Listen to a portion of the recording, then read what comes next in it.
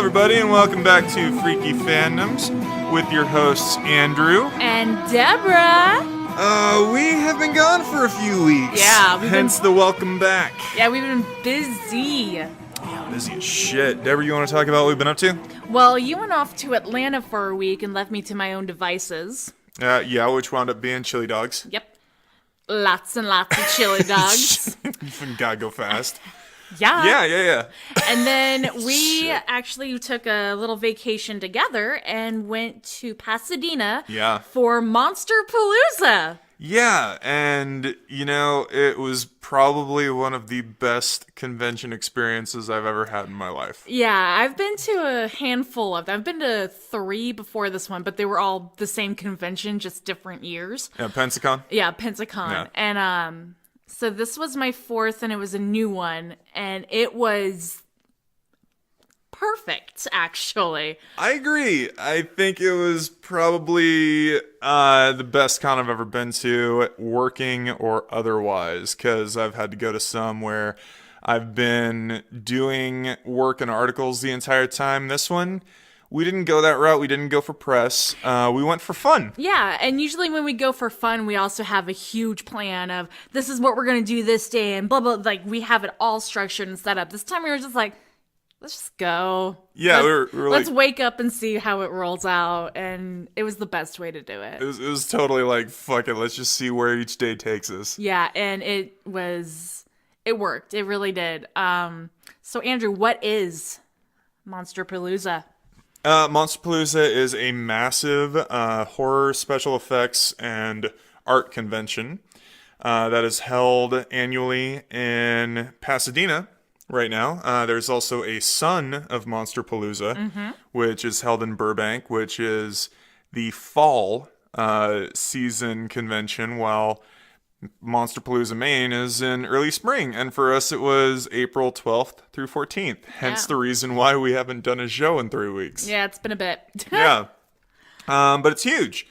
It's an amazing con that has a great fan base. I loved the people that were at this convention. Well, yeah, because it was all horror fans, so we were right with like-minded people.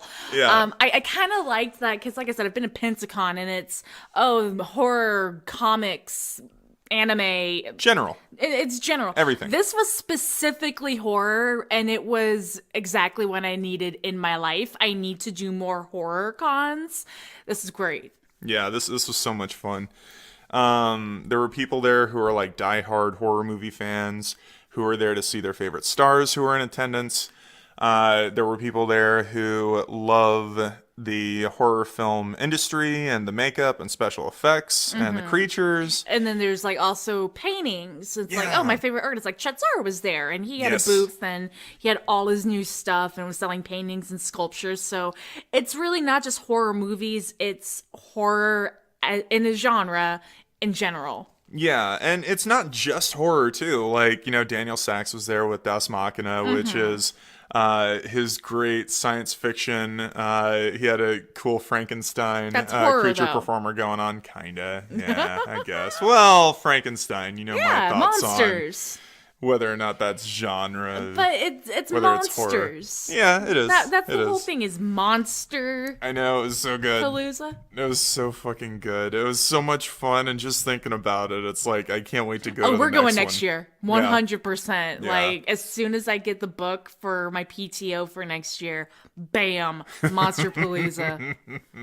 That's paid time off for you industry folks out there.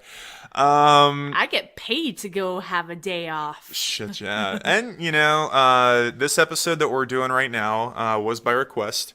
So we're very happy that a couple of you folks wanted to hear us talk about Monsterpalooza and our experience, but also the con itself, which there is a lot to discuss. It's a massive 3-day convention. I almost want to say it's a festival because it's kind of one of those. It kind of is. Yeah, it really made me feel like as energized and engaged and as fun as like a really good music festival. And it's been going on for a handful of years. I think 10-ish? I think so, yeah. I think this was his 11th. Yeah, something like Yeah. that. It was around a decade or so. I know last year's was huge. Um, Mainly, the thing that I want to talk about the most is the who and the what. So, where should we start? Because Monsterpalooza is kind of divided up into 4 sections? Yeah, 4 or 5? there's It is 5 because of the museum. there's Movie Alley, which is like all the movie stars and celebrities. So the Yeah. Celebrity Alley. There's the vendor section where you can go buy fun merchandise and stuff. There's Artist Alley where all the makeup effects and painters and sculptors and people like that are. There's the museum, which is a lot of fun. And then what else is there?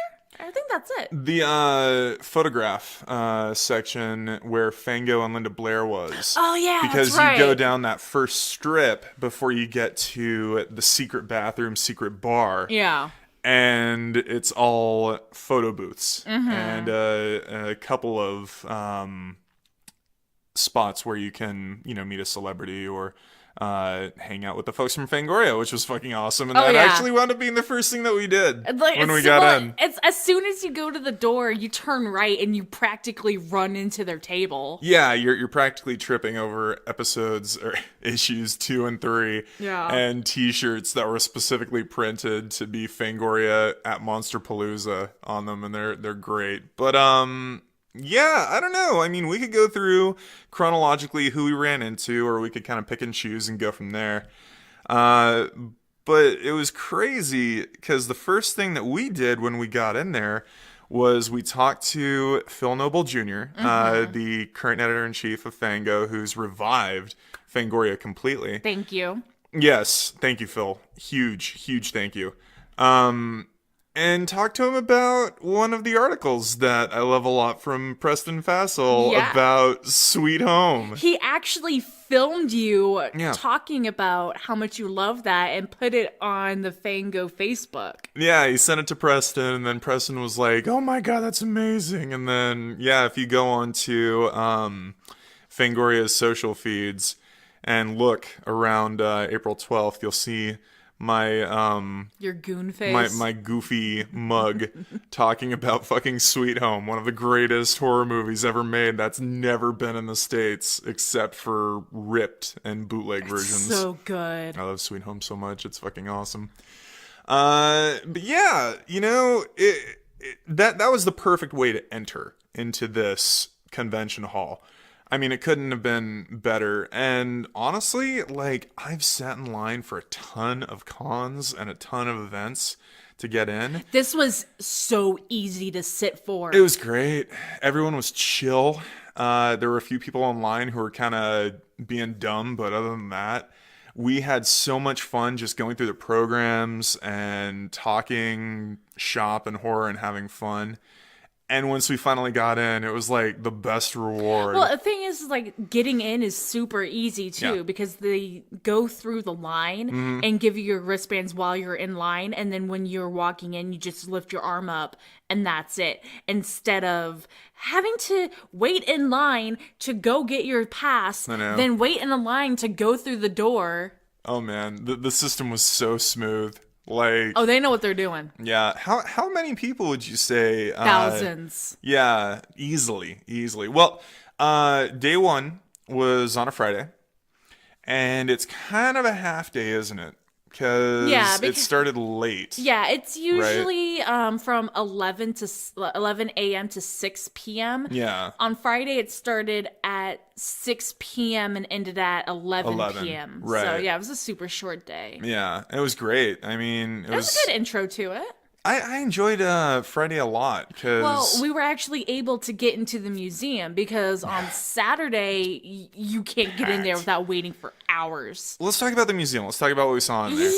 Yeah. So the museum is super dark. It's really dim lit. They have a lot of music going on, but it's sectioned off so it's not bleeding all together. Right. And it's just a whole bunch of people who got together and sculpted iconic horror or iconic science fiction characters. Mm-hmm. if you looked at my social media at all, you would see one of my favorite things where as soon as you walk in, you walk a little bit, and to the left, there was a giant display of fucking Dead Silence where it had all of the fucking ventriloquist dummies and Mary Shaw and Billy sitting at the table, and it was playing the music for it. And it was incredible. Absolutely amazing. Whoever did that, props to you. It was fucking massive, too, because It was huge. the cabinet of dummies was, like, what, 15 feet tall? Yeah. Had to be, like, 12 to 15. It was crazy. And then there was a huge dining table. There was a fireplace. Like, it was the attic of Mary Shaw. Yeah, and you're a fan of that movie. It's a piece of shit, You're and I a fan love of that it. piece of junk-ass movie. It's so fucking bad. And that and Stay Alive, they are trash, and I love them. Well, what did the people behind that display do throughout the weekend? Because we heard about that, and it was kind of cool. When we saw it, not all of the dummies that were in the cabinet were finished. So a lot of them were just dummy heads and no body. Right. There was someone who was working on it that she was actually like later on, like the next day, had apparently gone back in and finished it. So all of the dummies had bodies and dresses and tuxes and everything. So we got to awesome. see it when it wasn't 100% complete, which I don't care. Do you think that was intentional? No, it wasn't. Okay, No, okay. it wasn't. But it's. I still loved it. Yeah. I stood in front of it and I was like, ee! Exactly like that. Yeah, we went through that bit, and then we went to see a couple of the other displays.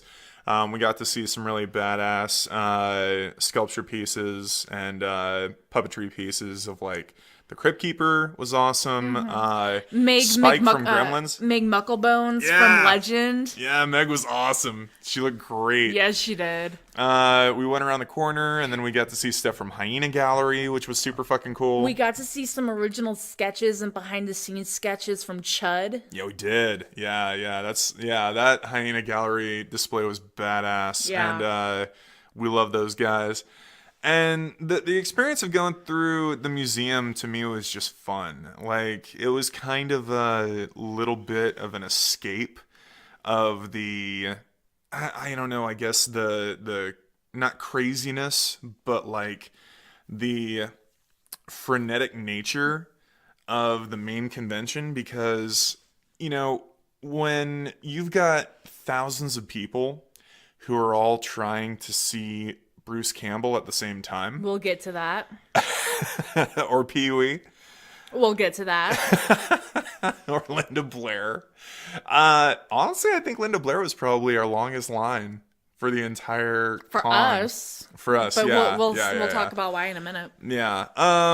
But yeah, you know, the museum was great. Going through Artist Alley was a lot of fun because, you know, we just kept going up and down the grid. You know what the museum made me think of? What did it make you think of? It made me, like, the whole atmosphere in there, Yeah. it made me feel like we were going through, like, a haunted house. I agree.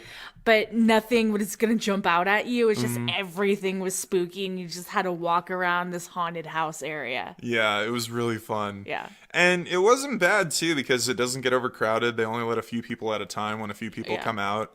And a few folks are, like, a little, you know, not sure what direction to go in or kind of standing around and lingering. But no, for everything in there, it was just so much goddamn fun. Yeah. Everything from the fine art to the creatures to the sculptures to the displays. It was a blast.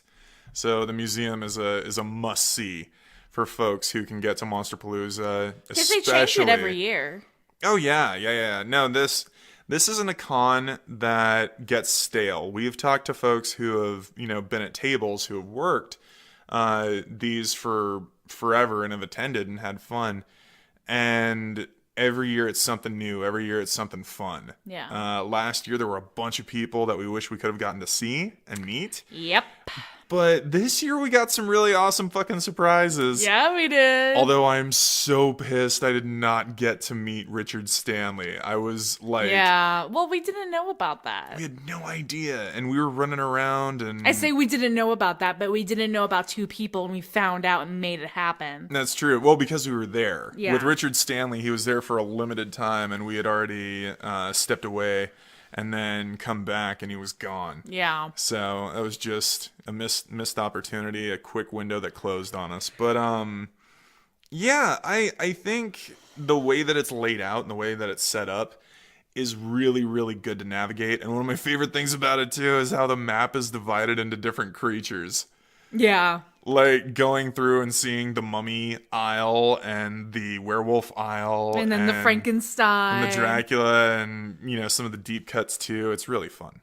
No, I think it's absolutely great. And honestly, it's like at other cons, I'm like, fuck you. Get out of my way. I hate you. Why are you looking at me like that? Don't look at me. This, I was completely chill with everyone around me. Even the slow pokes. I was just like, oh, okay. Yeah. And I think it's because everyone was there for the same reason. It's like, it's oh, well, you're at a convention, everyone's there for the same reason. Duh. It was like, no, everyone there was so like-minded, and everyone just really seemed like us. They cared about what they wanted to do. Everyone seemed like they had their shit together. Yeah, everyone knows the score at Monsterpalooza. Everyone knows what everyone's there for.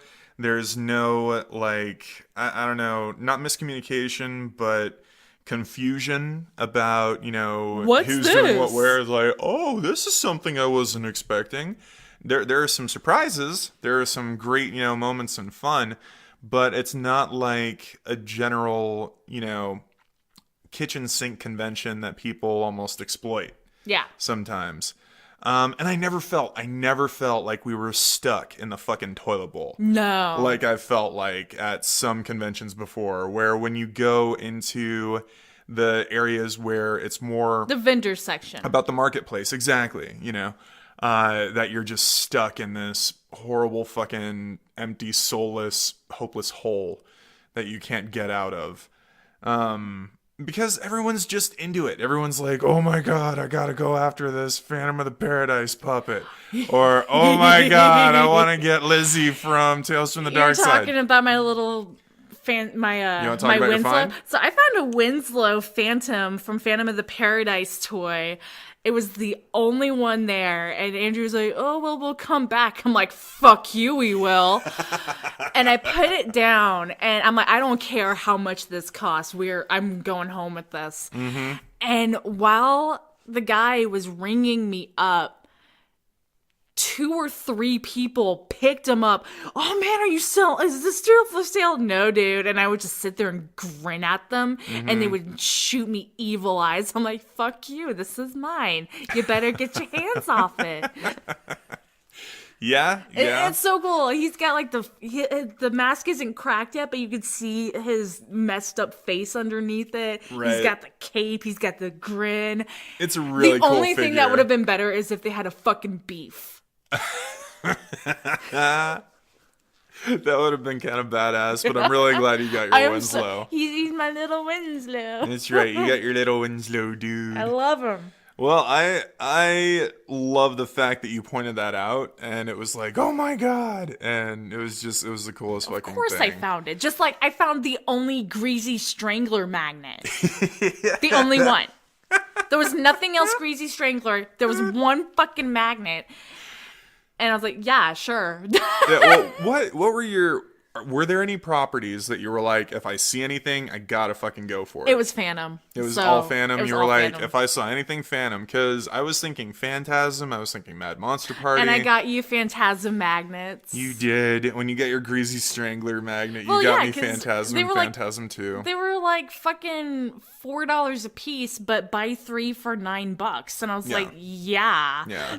Well, you know, we did do a little bit of merch hunting. It wasn't crazy. No. We went to the Severin table and talked shop with those guys for a little bit, and it was a ton of fun. We went to Full Moon. Yeah, we went to Full Moon, and they said, pay attention to our social feed in the next few days, for good reason, because they just announced that there is going to be a 5th subspecies.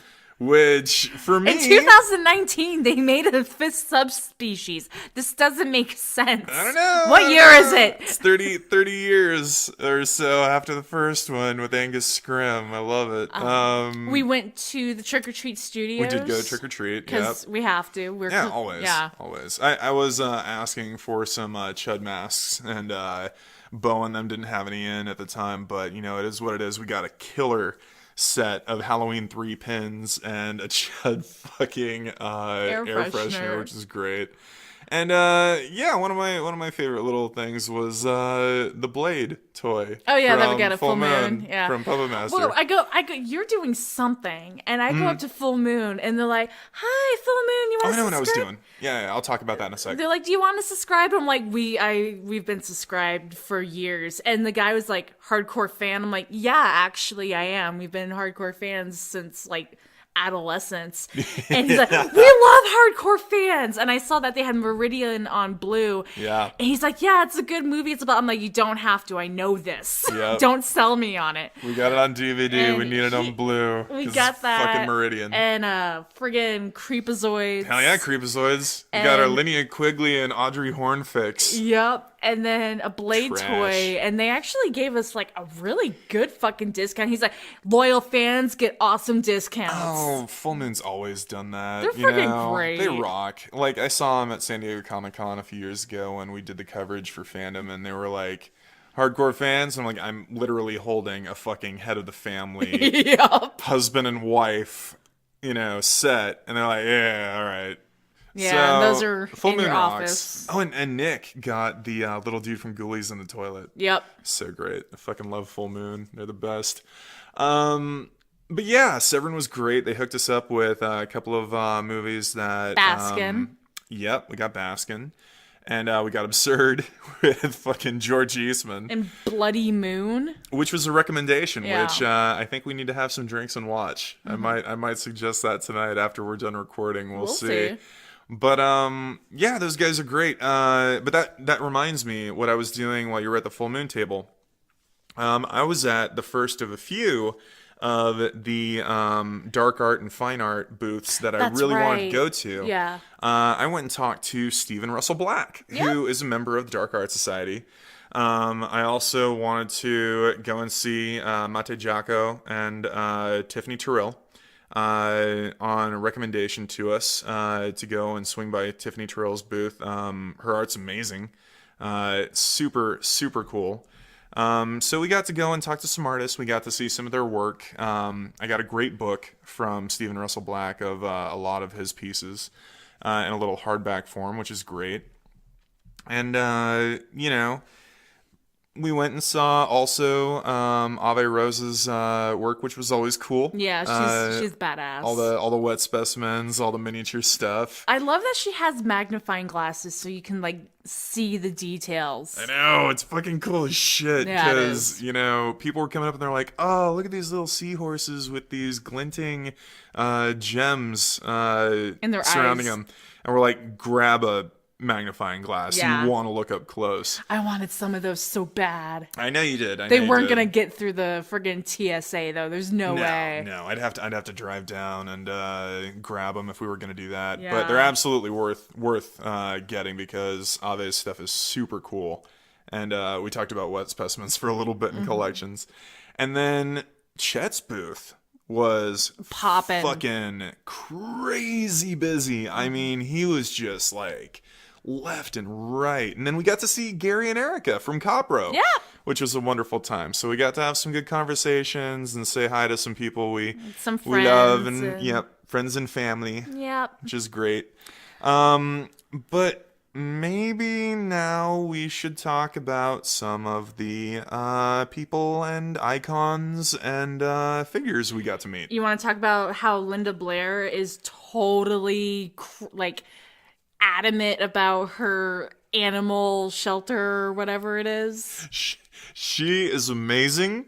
She is so hardcore. She is so hardcore about fighting animal cruelty and protecting animal welfare and being a humanitarian. She is awesome. This is Linda Blair. You go up to her and she's like, oh, like big smile. Oh, it's so nice to meet you. Oh, thank you. And like just talking with you. And she does an autograph or a picture or whatever it is you want. And she's like, okay, so it was good. So now you're going to get this. And she hands you a pamphlet and she goes through it and she's pointing at stuff. She's like, you have to sign up this way. They're going to make you do it. It's really stupid, but you gotta go here. You got to go to this Amazon website. It looks like bullshit, but this is where you got to sign up through. And, you know, she is a hardcore animal activist, yeah, an activist. I mean, it's so great, and her charity work and her organizations. Yeah, it's the Linda Blair World Heart Foundation. Yeah, it's, you know, and I didn't know nearly as much about the kind of work that she does before she talked to us all about it. But I respect the hell out of her, and she's great. And then we talked to her a little bit about witchery, and Max von Sydow, because I made it quite clear. I'm like, I'm not here because of The Exorcist, and she just kind of glared at me. Oh, should we talk about the Ouija board story? Well, we will. And I was like, I'm not here for The Exorcist, and she's just kind of like, huh, at me. I was like, I want to talk to you about witchery because I love that movie. And then she squinted her eyes even more, and then went, why? Don't forget she was eating a she burger. Was eating a veggie burger.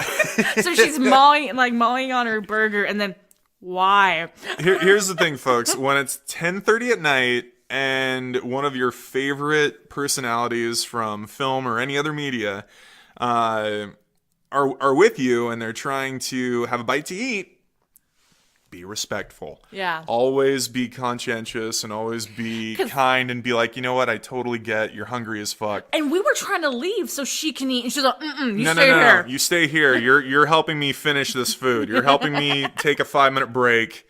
You just hang out. Because we were super, like, chill with her. We weren't overly, so that, blah, blah, blah. We were just like, hey, girl. And she's like, all right, I want you to stay here so I can eat this because I could tell I could do this with you guys. Totally you. You were like, hey, what up? All right, girl. And then you got the picture with her. I did. It was great. And it's one of the best pictures, too. Yeah, it's really great. It's so good. So, yeah, apparently if you go up to Linda Blair and have a Ouija board for her to sign, she will not sign it. She will not get a picture with you. She'll give you your money back and send you away. Yeah. Her handler comes up and it's like, he goes through, and if he sees it, he's like, she doesn't want to see it. You better get rid of it. Yeah, it's very inappropriate and very disrespectful and something she doesn't appreciate. She doesn't like it, yeah. But she does like talking about working with incredible people. And she was talking for a second about working with Max von Sydow, which was fantastic. But what was most funny was when I asked her how it was to work with him on the film. She was in the middle of eating, kind of like, you know, when the waiter walks up. And she gave me the thumbs up, and I'm like, oh, okay, cool. And then she started laughing while she was chewing her burger, and she's like, no, hold on, give me the hand wave. And swallowed, and then talked a little bit about how great it was to work with them. Do you remember during Witchery? So it was a happy moment. When she was talking about Witchery, she said that the only reason she accepted it is because she heard David Hasselhoff was going to do it. And the only reason David Hasselhoff agreed to do it is because he heard Linda Blair was going to do it. But neither one of them were confirmed yet. Yeah. So when they got there, they're like, yeah, we did it because of you. Oh, I did it because of you. And they're like, but I wasn't gonna do this. Yeah, she said it might have been because of Dino De Laurentiis' daughter, you know, telling each of them, oh yeah, they're in.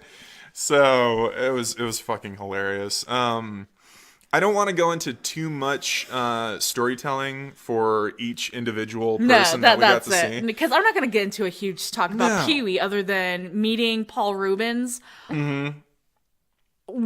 The only story I'm going to get into is, like, we got through the door and we fucking ran to his line. And we were 7th in line. So this was Saturday morning, folks. Like, first fucking thing. Like, doors open, we ran. We were 7th in line. Later on in the day, it was like a 3-hour wait to meet him or something like that. Yeah. But he was just so nice, and it was absolutely amazing to see him. He's just a really great, kind guy. But we're not going to get into it unless you ask us, and then we'll get to you there.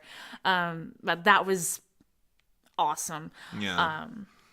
Who was your favorite person to meet? Oh, I can't pick a favorite. I mean, there were so many really, really good people, kind-hearted people, people who loved speaking to, me as a fan, but, also having interaction.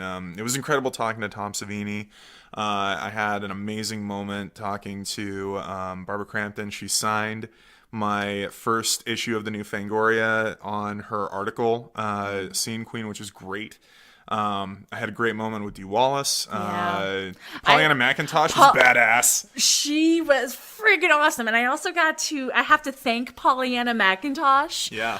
Because we went to her booth and I was talking with her and I was like, oh, I love you and Tales from Halloween. It's the best segment. And we were talking and then she mentioned that someone who wasn't supposed to be there was there. Mm-hmm. And we immediately were like, we'll be right back. Yeah. And had to run because I got the chance to meet fucking Alex Sesso. Yes. And Alex Sesso from Starry Eyes. Shit. Oh, man. I'm like goosebumps over here. I fucking love her. Yep. And she was just there for a couple hours hanging out with Henry Thomas. Yeah, because they're both going to be in Doctor Sleep, the sequel Yeah. to The Shining, and she's playing Wendy. Yeah. And Yeah.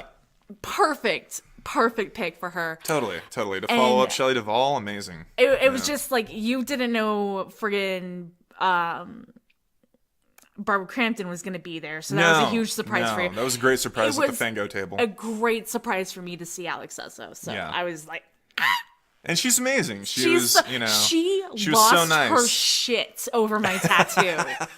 Yeah. So, folks, if you don't know, Deborah does have an Astreus symbol tattoo on her neck from the film Starry Eyes. We did a Starry Eyes show back when Danny was on, but I think we're going to have to do a Starry Eyes Revisited. With me, yeah. Especially, considering after meeting Alex Essa, we have even more respect for her. And she talked about the possible opportunity to do another interview. Because a while back, I'd done an interview with her and had a great time. So we'll see what happens. Do you want to talk about how the line for Bruce Campbell, like 25 minutes after the con started, was literally wrapped around the building, and that was people's entire day? Let's not take it so far that we that's all I'm saying. Make anybody want to go to bed. No, I'm just saying that it was like you would act like there were people who were waiting 10 hours in line for him. Yeah, hardcore. Yeah. So people were sunburned. People were, fatigued and dehydrated. People were like hardcore. I gotta meet Ash. I gotta meet Bruce Campbell. And it's deserved. We didn't see him just because of that reason. Well, yeah, and I think, just because we were only there for 2 days, we didn't get the chance to be there for Sunday, which was kind of a bummer. Some other, great folks that we ran by who we didn't get a chance to talk to. Ken Page, the actor who plays Oogie Boogie in Nightmare Before Christmas. But we did run into him. Yeah, we ran into him. We ran into Chris Sarandon. But we met him last year. Yeah, well, we met him at Pensacon. Yeah. And same with Tom Holland. Yep. Who was there, which is always great. We kind of sort of had dinner with Sid Haig because he sat at the table next to us. And yeah, well, he was, he was having his pizza and his wine, and he was being nice, and we wanted to let him do his thing. And I had a nice interaction with him the next morning where I was walking and he walked past and he's like, "Hi," and I was like, "Hi," and that was that. Yeah, and folks, nothing but respect for Sid Haig. Oh yeah, he's awesome. I mean, he's a legend. He's someone who has been in so many eras of genre film. I mean, going back to Spider Baby and before. Spider Baby. Yeah, so, and that was something that Dee Wallace told us, is to get ready for the new Rob Zombie, which, me and Rob Zombie movies, I mean, but fuck, when we got home, we watched Lords of Salem again. And it was great. It was great because, Dee Wallace is always awesome. But she said, 3 from Hell, keep an eye out for it. She's in there, Sid Haig's in there. And one of your favorite guys might be in there. Who would that be? Your Christmas treasure. My Christmas treasure. Jesus Christ. Really? Yeah. That's true. There is a very, very suspicious looking, almost Clint Howard-like clown cartoon that's going around for 3 from Hell right now. So we'll see. Fingers crossed. I would love to see Clint Howard in anything, especially a new genre movie. I still think one of the best goddamn things he's ever done lately in the last like 5-10 years is fucking Key and Peele. Oh yeah. But anything he does, I'll fucking watch. One thing I do want to mention, one thing I really do want to talk about is the cosplayers. Yeah, there were some really good ones. Let's talk about them because they were fucking cool. There was one that you actually had to physically stop because you're like, I need a picture of you. No, there were a couple. I was like, hey, can I get a picture of you? Like, there was a little kid who apparently makes his own Jason Voorhees masks, who was there with his parents, and he was running around on day 2 looking like Jason from Jason Lives, which is always fun. And, he posed for a great picture, and he was super cool. There was a girl, while we were in line day 1, who was dressed up as Alice from American McGee's Alice, and she did a really great job. Yeah, she had the... She even had the Vorpal blade. Yeah, she had the Vorpal blade, and she had the Omega necklace. And we're not talking like cosplay or she made them. We're talking like the actual ones that American McGee made and you can get on Mysterious. I don't think you can get the Vorpal blade anymore. Yeah. Because that was limited, so I'm really lucky I have that. But she had that, and she had the actual Mysterious Omega necklace. Yep, and, a great dress and, the look, she did great. boots. I mean, she killed it. There was also a cool little Oogie Boogie running around. There were some very interesting people who kind of freaked out Barbara Crampton in a really hilarious post. Oh, the squid nuns? Yeah, like pink hair, squid face, boobs out with nipple X tape pasties. over them. And then there was the most badass cosplay of the entire con. If he didn't win, I'm pissed. Like I'm totally cool, and I loved the dude who was like the badass, samurai guy, and all the other people that we saw. I mean, there were so many great ones. This guy killed it. Talk about it. We ran into bald cap included, tuning fork in hand, Reggie from Phantasm.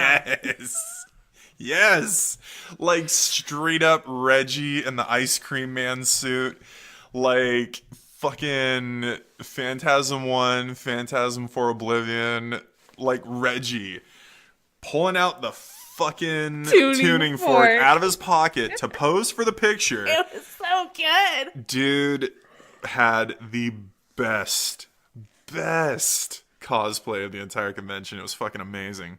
And that was like the whole thing, there were just so many people who love genre movies and horror movies and, horror sci-fi and video games and everything. I mean, there was even a great woman who was there as Pyramid Head. And it was awesome, And it was a weekend of people who fucking loved everything. Really weird side note. It's like everyone, it didn't matter. Like there were people who were cosplaying for horror. You were running around in a t-shirt with Halloween 3 on it. Yeah, which Peter Jason loved. For the from John first Carpenter time movies. ever, I was able to go out in my bat dress, which comes up like above my knees, and it's all black, and it's a long sleeve dress, but when I hold my arms out, you see that it's bat wings. Yep. And no one fucking judged me. Fucking Pollyanna McIntosh, she was like, I love your fucking dress. I know, she was Where all did you about get it. that? She was all about it. So, like, people actually liked it instead of like, yeah, you're weird. Yeah. Yeah, I mean, it was a celebration. And one of the biggest celebrations of the entire con was celebrating the lifetime work of Tom Savini. Yeah. Who we got to meet on Friday night. And, it was just a big event presentation with musical act. Even though they said his name like 50 fucking times, I still can't remember the MC. Monty something. Monty Carlo or some ridiculous shit. But they were doing, a variety act of different, there were some George Romero movies, but it was a lot of General Savini stuff. Like, of course, Creepshow. Of course, Texas Chainsaw, too. I mean, Friday 13th. Yeah, and Kane Hodder, who we got to meet, he was on stage and did a little bit of speaking.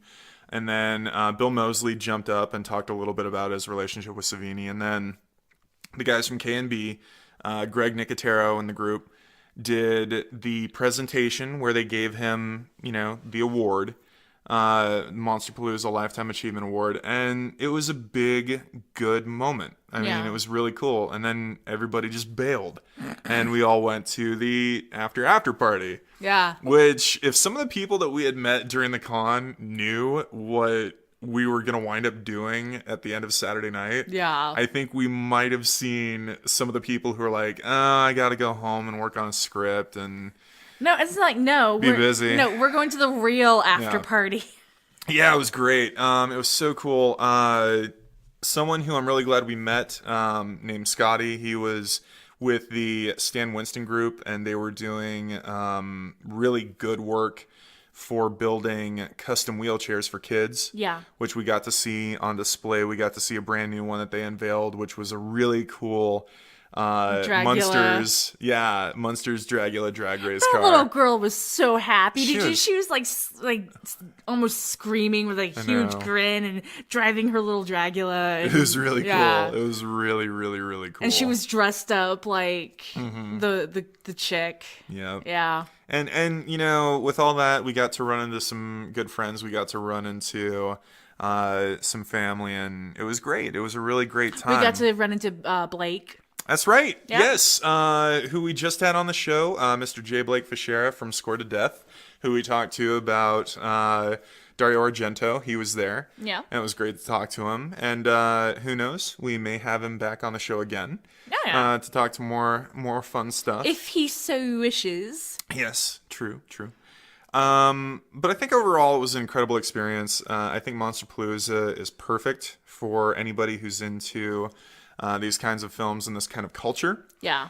Because it perfectly suits the love and the fan base, that all this generates. It really felt accepting, which is something that at other cons I didn't really feel like I was accepted. I'm like, okay, I am part of this culture, but you guys are obviously kind of like weirded out by me. This, I just felt totally chill and at home. Yeah. And, it's very welcoming. I mean, it's a convention that doesn't make you feel it doesn't judge. Yeah, you're never like out of place. It's never like, oh, well, you don't belong here. It just seems like it's one of those, events that's very, very welcoming for a culture of people that, we're happy to be a part of. Yeah. So, to everybody behind Monsterpalooza, to everyone, who helped make this happen, we're extremely thankful. We loved going, and we can't wait to go to the next one. Deborah, is there anything you want to end on? If you have the slightest remote chance to do this, do it. Even if you're not like a huge horror fan, there is stuff for you to see, and it's actually kind of educational too. Yeah. And it is such a fun time. So if you have the chance, you gotta go to this thing. I agree. There's so much to take in. And it's like we were saying to Barbara Crampton, it's almost like a sensory overload at times. Oh, yeah, it is. It's a complete blast. And we're thankful to every single one of the artists and vendors and all the celebrities, personalities, everybody. Thank you for sharing your time with all of us. Yeah. And all the fans too. Everyone there who is cosplaying and having fun. We met the didgeridoo chick. She was awesome. Yeah. Yeah. It was good. It was good to have moments like that. But I think that's good for us for this episode. Folks, just to give you a heads up, we've got some pretty special stuff coming very soon. As always, if you want to support the show and, be on the first line of all of our news and all of our info and everything that we put out each week, subscribe, support over on Patreon, whatever you feel like, and follow us on our feeds on Twitter, Facebook, and Instagram. Shout outs, as always, to Dark Art Society. And Deborah, did you want to give American? Yeah, shout out to American. The work that they're doing with the Red Queen. Yeah. He is doing this right. I love him, and I love the Alice franchise. The second one, I love it, but it didn't have the same feel. It feels like he is doing this right. It just feels perfect. The queen is absolutely terrifying, and it's everything I need, and this better fucking happen. It's looking great. It's looking great. Go check it out. It's Alice Asylum. It's done by American McGee and Martin ? No. They're doing great work, and just please look at it. They support Martin us. Fauntleroy. We support them. Yes. They're great, and I'm too excited right now because of all this shit that he's been doing this week. Mm-hmm. There's something else I was going to say, and I completely forgot what it was. Well, my others, I was going to mention, folks, check out... Just remembered. Oh, go ahead. So it's about Freaky Fandoms. Make sure to keep your eyes and ears open for a big episode that we're going to do. Yeah. Also, keep your eyes and ears open for a new project that we're working on. Mm-hmm. So you'll see that when it comes, and you'll know because it's going to be... Both of them are going to be big. Yeah, some new work in development. And like I said, if you want to be on the ground floor of all the first line information for that, hit us up over on Patreon. But other than that, check out Bone and Sickle. The stuff they've been doing lately has been fantastic. And I, while I was in Atlanta, actually did a few shows with one of my mentors, best friends, and family, Mr. Nick Nunziata, and Justin Waddell, for the Movie Microscope podcast. So there are 3 great episodes out now with those guys, and it's the new Pet Cemetery, where we talk a lot about the new one, the 89 Mary Lambert film, and the comparisons a bit. Then we dig deep into the horror show starring Lance Henriksen and Brian James. Your grin right now. Which I talked to Kane Hodder a little bit about, and how I'm glad he's not dead because of some of the stunts in that movie. And that's actually House 3 for you House franchise fans. And then the last one was the Craig R. Baxley, Lance Henriksen starring again, with William Sanderson and fucking the Boz, Brian Bosworth, this fucking movie Stone Cold, which is a complete schlogfest and it's fucking amazing from the director of I Come in Peace. So check out Movie Microscope.